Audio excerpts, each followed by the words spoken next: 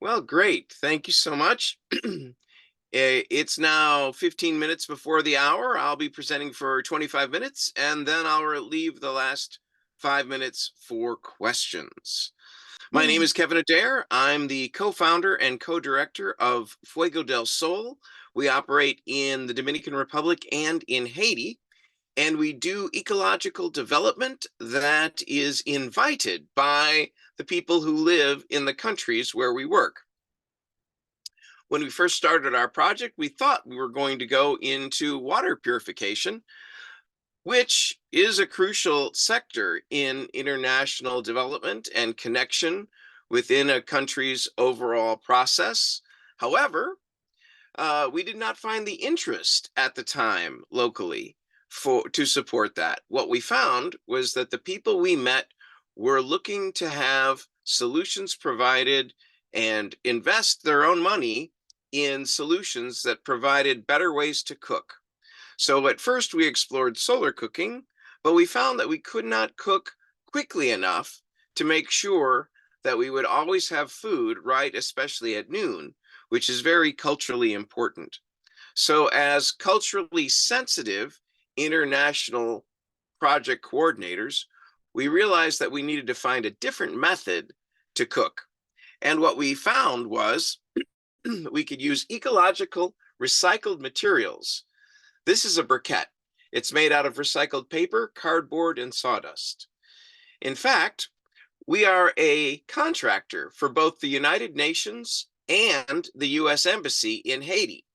So our design model includes that conscientious organizations such as the US Embassy, the United Nations, we've also worked for the Canadian Embassy, we've worked for international organizations such as Oxfam, we've worked for the German Embassy, we've worked with the Swiss Embassy, all these different organizations that are ecologically conscious have worked with us in Haiti to provide us with their recyclable materials, which we then turned into these briquettes to cook with.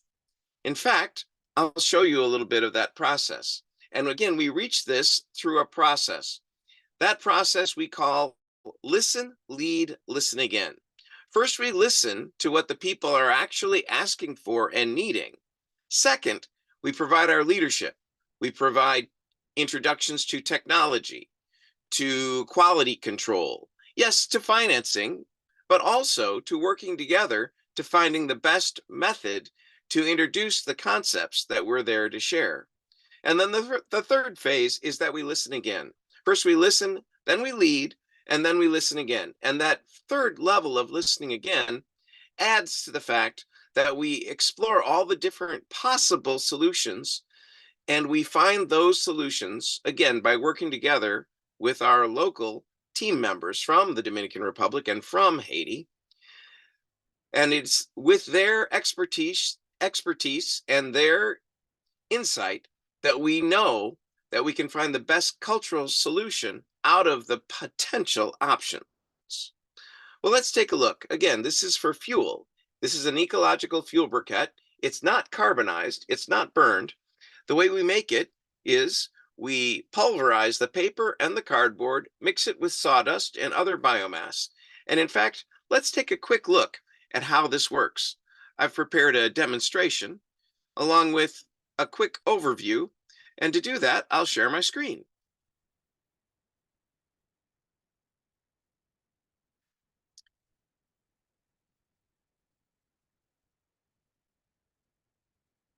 Now, as you can see, we're looking at the Dominican Republic and Haiti. They're right here. And as I just finish preparing, we'll change this to there.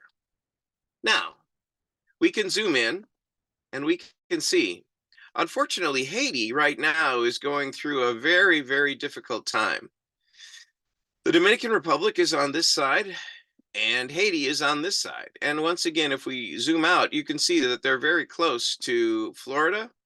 This is Cuba, Jamaica is here, Puerto Rico, and we've got, of course, South America, Central America, and over here to the west is Mexico. All right, we'll zoom in, but we'll also take a look at this brief presentation,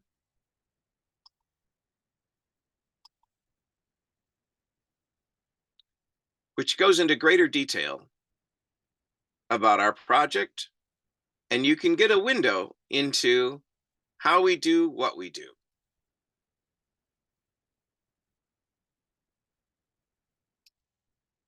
I'm Kevin Adair. Hi, my name is Frank. We are working together on project of FdS Haiti. My country has become a desert because my people have been taking down over 98% of the trees in Haiti to turn into charcoal as fuel to cook with. Our company has created a new technology to cook with without having to destroy any trees. Our briquette works better and cheaper than charcoal, and it's made out of recycling material. We recycle paper, cardboard, sawdust, and other agricultural waste to make our briquette. Here's an FdS bio briquette, and here's how they're made.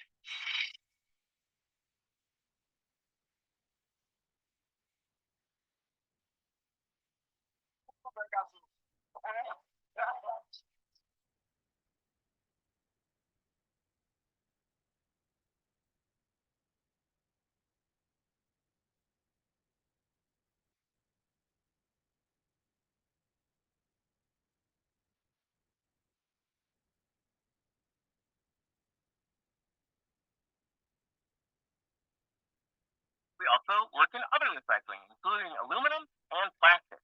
We invite people to come down and join us to help us help Haiti. We welcome medical missions, volunteers, and ecotourism groups. I invite you to be part of the future of Haiti.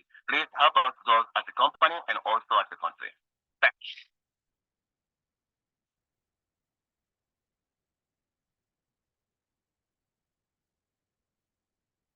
I'm Kevin Adair. Hi, my name is Frank. So there you can see that's me, a slightly younger version of me. And to the right, you'll also see my co-founder, co-director. His name, as he introduced, is Franz Fanfan, and we call him Frankie. And Frankie and I have worked together now since 2005. Next year, 2025, will be our 20th anniversary of working together.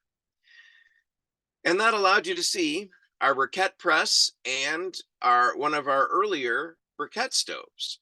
So what we do is we just put the briquettes in the stove, and of course we cook. And the advantage that we found based on customer feedback, as in comparison to the solar stoves that we were cooking with before, is that by cooking with a briquette stove, we're using recycled materials. So we're actually using and updating and ending up with the same footprint ecologically and carbon and climate change footprint that we did when we were using just the solar stoves, because all of the materials have had a previous use life. However, the change is that we can produce the stoves and the fuel much more economically than we could with the more expensive solar cookers. And we also make use of a very plentiful recycled material. Our stoves that you're going to see in a moment can actually use many different fuels. They can use this particular fuel, which, as I mentioned, is made of cardboard, sawdust, paper, and any biomass waste. But some of the other biomass wastes that they can use include corn husks, coconut shells, rice husks, pretty much anything that can be ecologically burned and is a post-consumer material, we can use to find a new way to efficiently cook. The key is that these briquettes need to be cooked with in an ecological, highly efficient biomass stove. And the type of stoves that we're developing and even utilizing in the field at this point, with greater and greater introduction experience, are called TLUD, that's top lit updraft biomass stoves. So let's take a look at some more of those stoves. Before we do, this is a traditional Haitian stove. As you can see, they put the wood and or charcoal in the bottom, but the problem with cooking with charcoal is that it takes 10 pounds of wood to make 1 pound of charcoal. And as you can see, it causes soot. That's the carbon material to coat the outside of the pot. This material also coats the walls and very sadly coats the lungs of the cooks. So that's why this is the stove that is greatly in need of replacement for the ecology and for the economy and for the health of the producers of the fuels and the cooks. Now, as you can see, we've shown from our own measurements and from comparing the literature that the traditional Haitian stove, such as this one, emits 12 or more times the World Health Organization annual mean for smoke particulate 2.5. It's a life-threatening level. Also, this statistic from USAID shows that the average lifespan in Haiti is shortened by 6.6 years because of people cooking with charcoal and other biomass in an unimproved stove. The numbers are staggering. According to the World Bank, Haitians cook with over 900,000 tons of charcoal every year. And since it takes 10 pounds of wood to make 1 pound of charcoal, that destroys over 9 million tons of trees every year. In the United States, we make charcoal out of waste wood from industry purposes. But in Haiti, they take perfectly good, tall growing trees and trees that have not even been able to grow tall. They cut them down while they're still green, dig a hole, put the trees in, cover the hole with dirt, and then put a little charcoal in to allow it to burn. In this traditional method, which is used in many locations around the world, that's when you get those terrible results. As little or even less production than 1 ton of wood, 1 ton of charcoal produced from 10 tons of wood. So let me say that again. It takes over 10 tons of wood to produce only 1 ton of charcoal. It's a specific statistic that sadly is not sustainable. But we have the solution, and that's what we're sharing with you here today. The solutions that have been introduced include propane, liquid petroleum gas, LPG, and they say it could be a clean solution. But as you can see from this attempt at implementation of propane in Haiti, yes, they were able to reduce charcoal use, but they had many problems. In the picture on the left, you can see that there are these little holes in the walls, and that's all that the designers of this program provided for ventilation, and it's insufficient to the point that inside the kitchens, just like when you cook with charcoal, in this case, cooking with propane inefficiently and with insufficient ventilation actually causes these walls to cover with that same black soot that is so damaging to the cooks and so terrible for the environment, releasing all of those greenhouse gases into the air because these particular stoves, which are also very inefficient propane stoves, do not cook efficiently. And so they release quite a bit of unburned propane, which, as you know, can be just as bad for the cooks as if they were cooking with charcoal. There's another aspect of propane that is often overlooked, and that is the ecological and the economic issues working together. You see, the one advantage of Haitian charcoal is that it provides over 300,000 jobs and over 5% of the Haitian annual GDP. So those 300,000 jobs, if they were immediately replaced by propane jobs, would end up having most of the propane jobs in other countries because they don't produce propane in either the Dominican Republic or in Haiti. So with that problem, they would take away 300,000 current jobs and end up with less than 20,000 jobs. About 5% of the Haitian GDP would be wiped away, with 95% of those jobs going overseas. And we also are in the situation macroeconomically. So regarding jobs, switching to propane would be bad, but the macroeconomics of it are terrible as well. Since right now, 35 to 50% of Haitian existing export generated foreign currency is sent internationally for petroleum products such as jet fuel, diesel fuel, gasoline. If they also were dependent internationally on fuel to cook with, that number would increase and it would be tremendously unsustainable. Here's the solution. On the left, you can see the biomass TLUD, which is top lit updraft gasification stoves that we've been implementing in Haiti for the last 10 years. In the center, you see the briquette, which I introduced to you earlier. It's a non-carbonized briquette. That means we don't carbonize it. We don't turn it into charcoal. We don't pyrolyze it. We use it directly, and all the energy in the original source fuel, the paper, cardboard, sawdust, and biomass, goes into the cooking process. Now we've also introduced a method to transition our cook stoves into ecological recycling systems that are small, turnkey, and able to be introduced in areas where recycling is greatly needed globally, but is not yet available. What's happening now on the recycling system, and by this I mean plastic recycling, is that in order for materials to be recycled, they tend to be collected and shipped overseas. And then other materials made out of those same plastics are imported. That rotational system wastes diesel fuel in both directions and takes jobs away from locations such as Haiti, because someone is making the products that they use in locations such as the Dominican Republic and Haiti. But unfortunately, it is not nearly sufficient to provide jobs for those local people. It's much more efficient to recycle plastic locally into new products. These new products can include school desks for children, buckets such as the one you see on the right in the picture.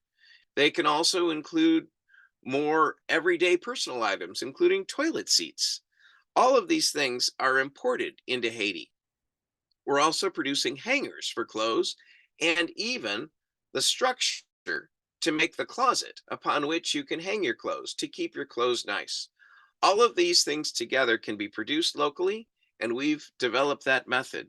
Specifically, the plastics that we recycle melt at the same temperatures that the food cooks. So we don't use the exact same stove to do both the plastic recycling and the cooking, but they have the identical heating unit inside. The combustion chamber is identical, as you can see.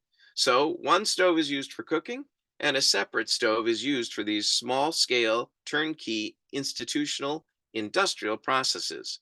The specific plastics that we can recycle in this same heat range as cooking food include HDPE and LDPE.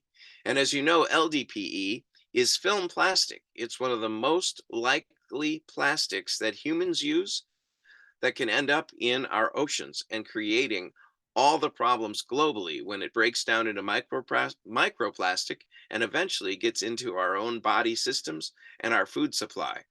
So by recycling locally, we can create an economic value for the materials that cause the most damage globally to our very limited planet environment. Let's go deeper into this. We also provide jobs. All of the jobs that Haiti currently looks to charcoal to provide, we can now replace one-to-one with more ecological, more economically fund generating, and more ergonomically comfortable jobs in our sector. That's right, our solution replaced charcoal jobs one-to-one with safer, healthier, less damaging, better paying jobs. It's a win-win-win. Now let's look at some of the data.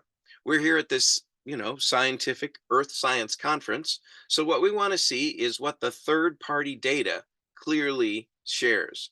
This particular data is from the ENA study from 2017 that was published by the Clean Cooking Alliance. And they compared our briquettes and our cooking methods directly, head to head, against all the other available cooking methods in Haiti. And this particular statistic is crucial because it's how much energy is required to produce our briquettes. Now look at this over the course of the entire spectrum. To the right of our briquettes are what are considered more modern, contemporary fuels, and to the left are the more traditional fuels. And compared for overall energy demand, our briquettes by name were specified as the lowest energy demand using fuel that can cook in Haiti in large scale. So you see, we have firewood, we have traditional charcoal, we have charcoal that's made in a little more efficient kiln. We have various different improved charcoals. We have charcoal that's made from renewable materials. But all of these things take dramatically as much as 50 times more energy to produce than our stoves cooking with our briquettes. In comparison, the only type of fuel that's similar is pellet fuel. That's compressed sawdust made into pellets. And those pellets also work great in our stoves. So both of the good result types of fuel are fuels that work great in the FdS Fuego del Sol stoves.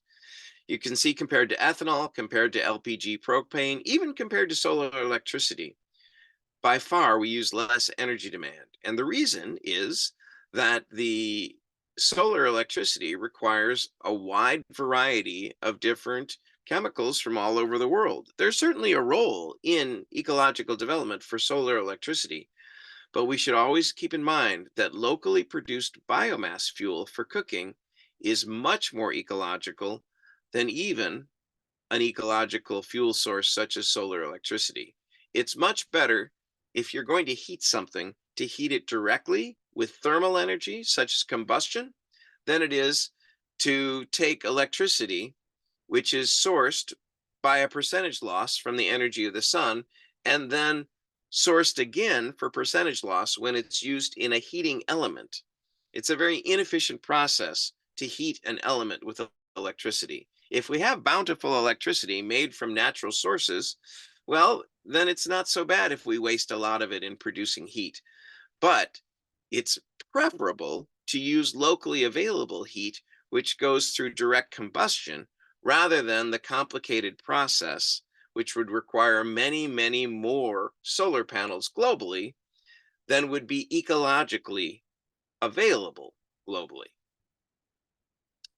Not only are we the most ecological and lowest energy demand solution, but look at the third-party results for PM 2.5, smoke particulate 2.5. It's amazing, but because our stove cooks inside and uses a chimney, here, if we go back and look at our stove, you can see that the chimney, when installed in a building, evacuates any gases all the way out. Also, our stoves make use of what's known as a stove skirt or a pot skirt. Call it either of those things, but what happens is it makes a closed seal around the pot while the heat from the fire below is cooking. Any smoke that is created will be evacuated through the chimney and all the way out of the building. But because our stove is an ultra-efficient gasification T-lead stove, the amount of smoke that even is initially created is tremendously low. All right, so look at these statistics. You can see that for the key health factor, particulate matter 2.5, that's smaller than 2.5 microns, in the tests done by ENEA for the Clean Cooking Alliance in Haiti, they registered zero. That's right, zero smoke particulate in the kitchen compared to all these other methods. Once again, in this case, charcoal cooking, the traditional method, is over 50 times more dangerous to cook with than cooking with the clean fuel that we provide. Now we're getting close to the time when I'll be available to take questions, but first I want you to take a look. One more thought is how efficient our stoves are. These are the FdS Biomass T-LED stoves. We're achieving 45% efficiency. That's compared to gas cooktops, which have only 23% efficiency. The cooktops in Haiti are only 5% efficient. Electric cooktops are only 13 to 15% efficient, depending on how the electricity is produced. The dirtier your fuel to produce electricity, the less efficient the overall package is for producing the energy needed to cook with. This 5% is aggregate. So the stoves that they use in Haiti are only 5% efficient. The way of producing fuel in Haiti is only 10% efficient. The result is an aggregate efficiency for this cooking method of 0.5% efficiency. That's why the Fuego del Sol solution is so crucial to be implemented in Haiti and also globally. Take a quick look. These are the dumps that if the waste that we produce into the briquettes to make clean burning fuel is left to go to where it normally would, this is a dump in Haiti and this one in the Dominican Republic. It's very sad and scary. We need to keep as much materials out of the dumps as possible. We do a full range of ecosystem of solutions, including agroforestry, nurseries, cactus for desert reconditioning, and we create an entire cycle where we pick up a lot of the materials, such as the paper, cardboard, and sawdust to make our briquettes in the same locations where they're used to cook with, because the best place to introduce ecological cooking and especially food donation to any community is through the schools. So the students are more available to learn. They're fed, and they can also share in a curriculum based on ecological concepts, sustainable agroforestry, and all of these concepts give you access to crucial people in the community who can be reached by medical missions, volunteers, ecotourists, and every method that you have to create local jobs and help the environment. As I mentioned earlier, this concept is a win-win-win, and it helps all of these people create jobs. We've won all of these awards, and you can see that these solutions are the ones that can best help Haiti. Thank you. We have a few minutes left now before it's time for my presentation to end, so I'd be happy to take questions from anyone.